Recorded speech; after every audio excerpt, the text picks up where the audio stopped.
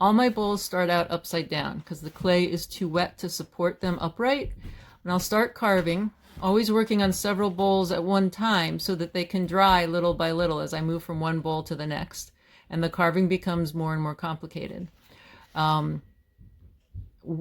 the bowls get stiffer and stiffer, I can then turn them right side up, and then I'll go back and forth, upside down, right side up, melding the carved design into the form of the bowl so that it becomes one, and that the design isn't just sitting on the bowl, but it's an actual part of the bowl.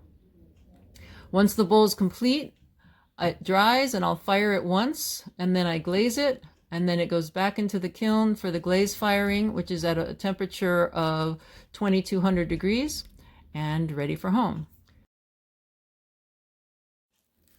All my cups begin with a thick slab of clay. I cut the form with a template and stand it up and seal it together.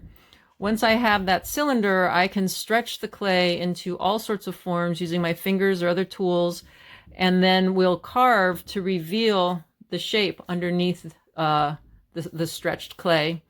Little by little, they take form and slowly dry. Once they're dry enough, I can completely finish the form, clean it all up, and add the handle. They'll go in the kiln, and then I have a lot of fun glazing these mugs. Originally began making cups because I couldn't find a cup big enough for the amount of tea or coffee that I like to drink.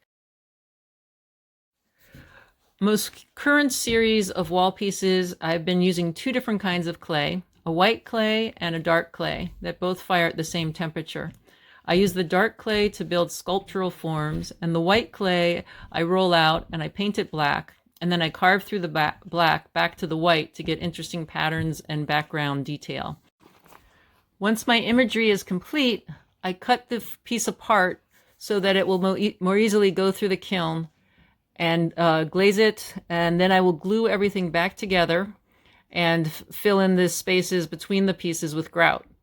I've been using wooden frames, but my next project I've built some ceramic frames, and I'm very curious to finish those pieces. I'll have them ready for open studios and see how the ceramic frame compares with the wooden frame.